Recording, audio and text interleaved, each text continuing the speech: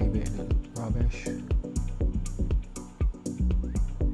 What I'm doing there, getting that laid down, just make sure it's all lined up.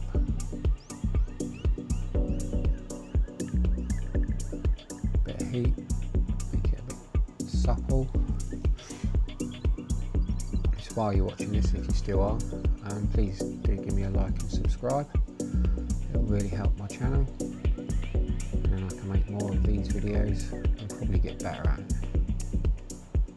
I do actually have a load of these stickers for the DJI Neo, the Mini 4 Pro and the Air 3S, which I will be doing. So if you're interested in how to put stickers on your drones and stuff, please subscribe and you'll see more videos coming very soon, probably in the next day or so, because I've got a load and I want to stick them on.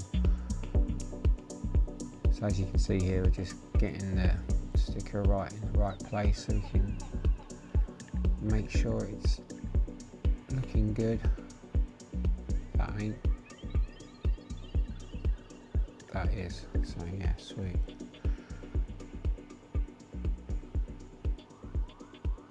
So just take your time, make sure they get in the right place, and then you can push them down. A bit of heat always helps.